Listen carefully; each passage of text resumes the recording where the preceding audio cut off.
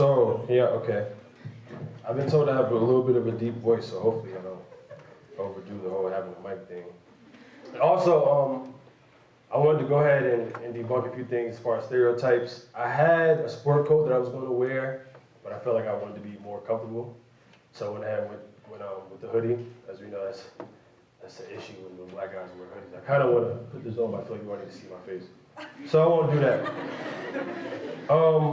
Also, no cards are too small for my hands, so I'm gonna go with this. Miss Ann Ward, my public speaking teacher last semester, she probably told me against it, but we're gonna do things different today. So if we can get right into it. Oh, we don't that. Black pride was something that was instilled in me starting at a very young age. Well, actually, before I could even write my middle name, X, on a sheet of paper. My parents solidified my destiny by giving me such a distinct middle name as a baby. I won't go into what X stands for, but if you all know who this man is, or you read the autobiography, you may have some sort of understanding what the X stands for. My father dressed my little sister and I in custom African garments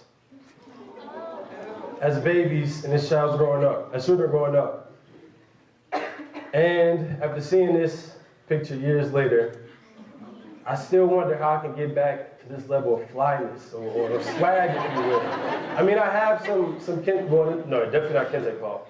I have some garments like this at home, but it's not nearly, like this is custom made. I have like little cheap shirts. So, not nearly the same thing. My parents were and still are very hardworking and productive citizens. I lived with my mother growing up, and she went above and beyond to ensure that I was respectful and respectable. My parents was a big thing that she stressed, and at the time I didn't really understand why, but now growing up and being at the place I am now, I understand more. She didn't want to have to live with the pain that so many black mothers have to live with, because to white people, black men and black boys are one and the same, a threat worthy to be killed. So I lived with my mother, and I visited my father. He's a very prevalent figure in my life. He's there all the time. But he lives in New York, so when I go to visit him, he's always sure to give me the raw, uncut reality to what it means to be a black man in America. And every time I go up there with him and I'm riding with him, it seems like this conversation always comes up.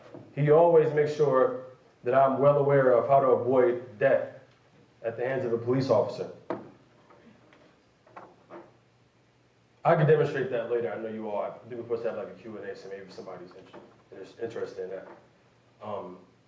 So where did the activist in me come from? Because some of you all may know I'm very active on campus when it comes to social justice issues. This is back in 2010, when I was a senior in high school. I attended Harding University High School in Charlotte, North Carolina.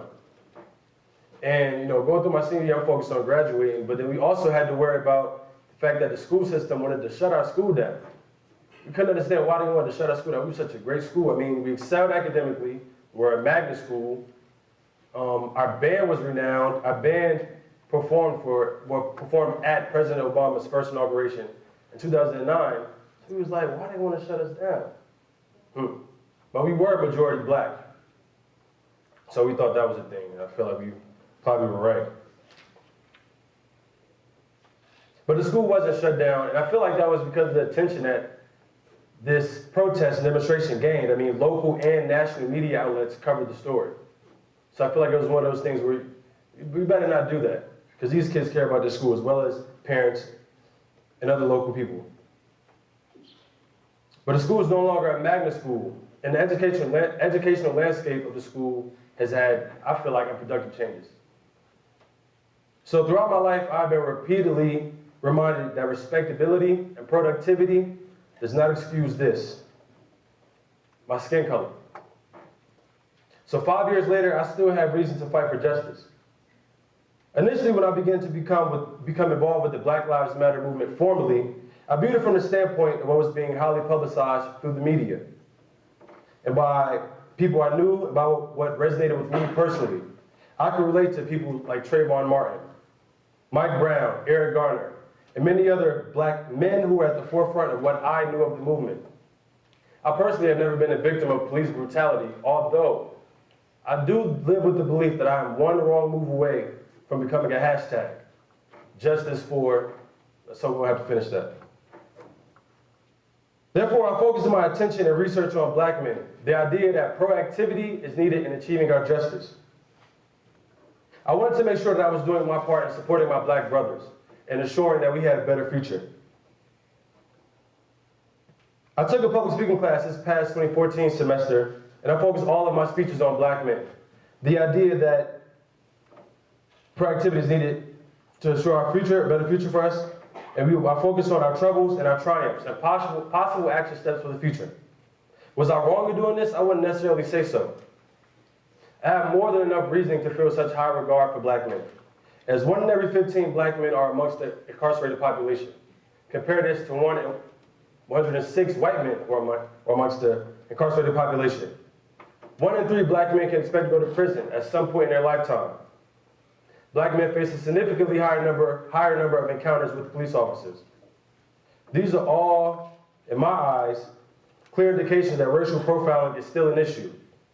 The disproportion that exists within the criminal justice system are undeniable, and these numbers are staggering, and I felt that because of them, I had more than enough reasoning to focus and validate my research on black men.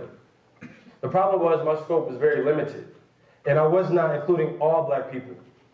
Our stories are bigger than one group, and our perseverance as a people is why I can stand in front of you all today. So what does the Black Lives Matter movement actually mean? What is the true significance? It is an outcry for all black people. Every last one of us. Our lives matter, our history matters, our present matters, and our future matters. It is a necessary declaration. The official claim for a Black Lives Matter movement is a new occurrence, although there's always been a need for black people to join together in coalition and solidarity in America. Throughout our history in America, we have been a marginalized people, oppressed and treated as inferior to white people. Equality has been an issue because we've always had to prove our worth, even though we helped build this nation through backbreaking manual labor. I'm talking about the 240 plus years of chattel slavery that Americans tried so hard to belittle. I'll just let that sit there for a second. And today is like a bad nightmare occurring repeatedly, only with new people in the roles. Similar to Emmett Till, Mike Brown and Trayvon Martin are like young martyrs to the black community, victims of white supremacist thinking in relation to black masculinity. There are a plethora of other examples of supposed threats being murdered without justice. And history has proven that you don't have to be a black man to be murdered. Black women are murdered as well as children. We remember Emmett Till. Emmett was a 14-year-old black male from Chicago who, while visiting his family in Mississippi, was brutally murdered for flirting with a white woman. But keep in mind, he was only 14, he was a child. The murderers were the white woman's husband and her brother. They made Emmett carry the same 75-pound cotton gin that they tied to his body with barbed wire.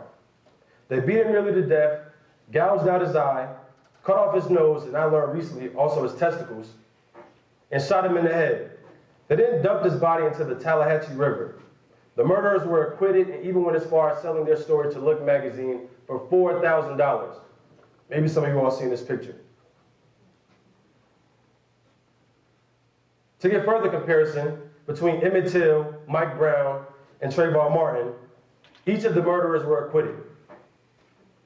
For black people to cry from Eric Garner, "I can't breathe, I can't breathe, I can't breathe." He said it 11 times. For lack of time, I won't say it that many times, but I'm sure you all get the point. It's like this horrible manifestation. Black people who can't breathe amidst the white supremacy, racism, and injustice that does not seem to ever let up, even when it is obvious that life is being choked right out of us. But before you all see my talk as a call for pity, I must note that historically, resiliency has always been an aspect of black lives. Amongst systematic attempts to keep us down and even eliminate us from land we more than deserve to inhabit. And yes, that means even here at App State. Let's bring it home. This attempt at elimination, if you will, can occur physically or psychologically. I mean, just read some of the cowardice, hate-filled gig-gag posts, wherein black lives are threatened and slander and emotional abuse has become a normalized daily occurrence. This doesn't do justice, you can't really see it. But I can reference where you all can go see it later. Maybe, I don't know if you all can see this better. But you all have gig-gag. If not, they're on Facebook. People take screenshots. I apologize that the visuals are not that great for you to see the text. But yeah, it gets crazy.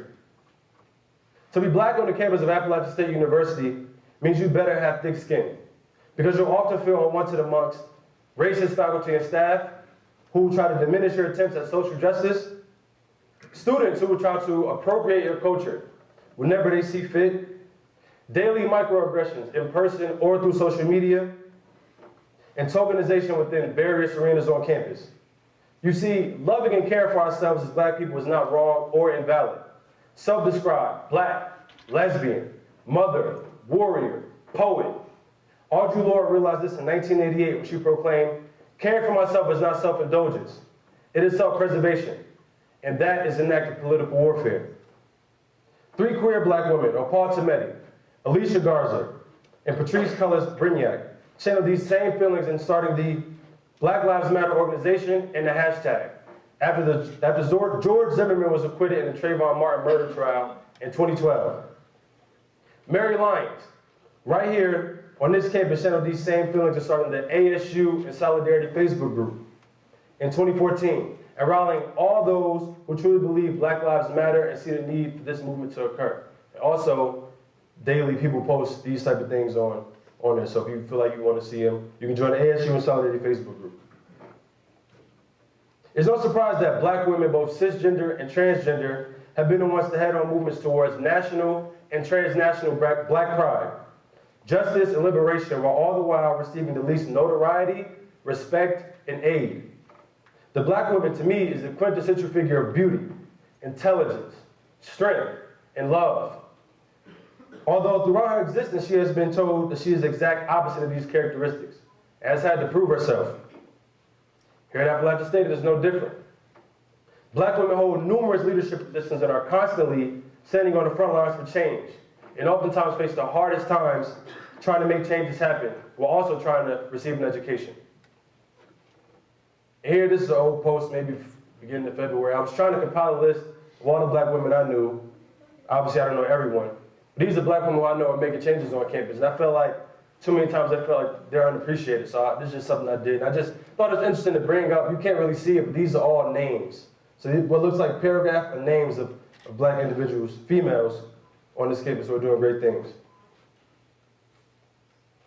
Attending the Black Lives Matter conference at the University of Arizona this past January opened my eyes to what the movement truly stands for, and it felt great to be in a place with people who felt just as passionate about the issues as I do. The conference was a much-needed confirmation for me that this movement is something needed and it is valid. Too often, black people are made to feel as if our stories are not valid. Black students receive an enormous amount of backlash for being involved with social justice issues. But doesn't it make sense when we seek justice, when our black peers and kids even younger than us are killed and shot down like dogs in the street? A predominantly white university in Arizona, a state with an only 5% black population, putting on a whole conference for the movement was more than enough confirmation for me, along with many other initiatives and many movements that are occurring worldwide, not just in America, because of it. I was educated, I was empowered, and I even had a chance to wrestle with things I did not truly understand in relation to my people. Like I said, thanks to my upbringing, I've always known about the beauty of my people and had high esteem for black people, my people. But this conference opened my eyes to things I did not know.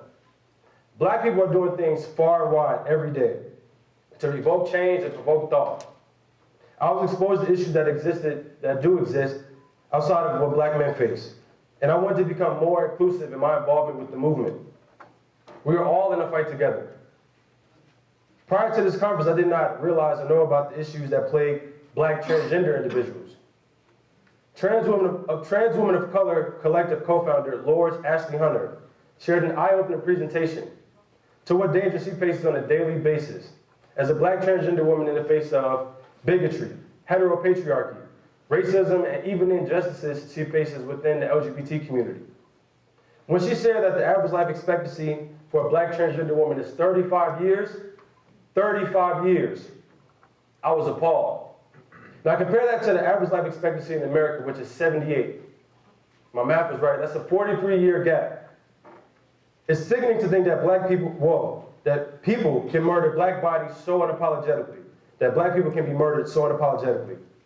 She read off a list of names of black transgender women who have been murdered for just that, being black and transgender. Names such as Eileen Nettles, Candy Hall, Yasmin Sanchez, Tiffany Edwards, Mia Henderson, Anaya Parker, Tayshawn Sherman, Dizzy Fowler, and these are just a few of the names she highlighted during her presentation. I grew up living with my mother and around strong black women, such as aunts, cousins, and family friends. Therefore, I was somewhat aware of what troubles black women face on a daily basis. But I did not truly take into account the violence that is so prevalent in their lives. According to a study conducted by Black Women's Blueprint, 60% of black girls have experienced sexual abuse before the age of 18. The resource wherein I found this data dated back to 2012 though. And unfortunately, I believe this may have changed for the worse.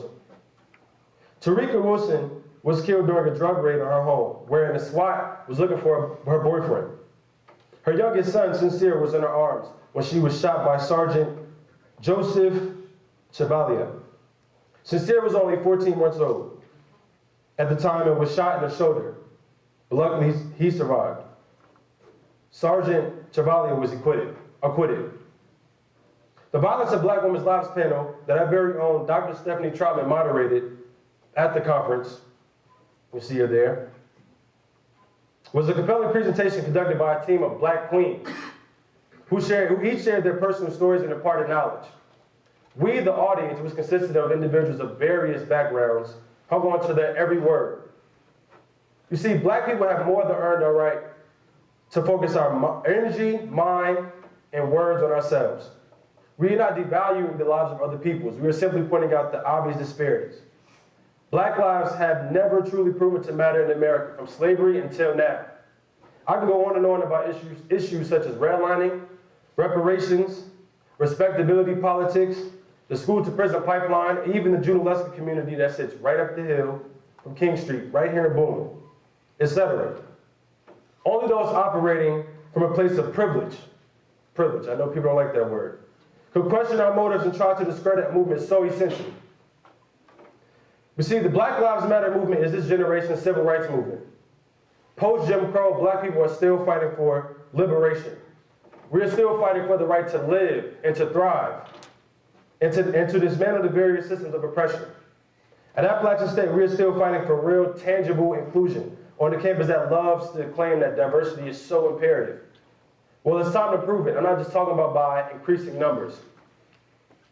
Members of the Appalachian State family can start by realizing that black people did not start this racial divide. Simple research proves it. We all know that history inevitably impacts the future. Well, there is factual documentation and records that prove that white people had no intentions of races being equal in America. Today in America, equality doesn't even seem feasible anymore. Equity is more desirable at this point. So this all lives matter thing needs to stop. I mean, how dare you? There wouldn't be a need for such a movement if this was true. Every movement conducted by marginalized people has had similar causes. Oppressed people have never enjoyed being oppressed. Privileged people get too caught up on terms without any real acknowledgement of what the terms mean, or any acknowledgement of how prevalent the issues are. Your sensitivity to me seems more like guilt. And as for me, I don't ever plan on stopping my fight for the liberation of black people. My heart, my mind, my ability, and my everything about me, my being and soul are for my people. As long as I attend this university and as long as I'm amongst the living, you can expect for me to live in this truth. Black lives matter. I'll say it again, Black lives matter. And I'll end on a quote by Jay-Z. If you can't respect that, your whole perspective is whack. Thank you.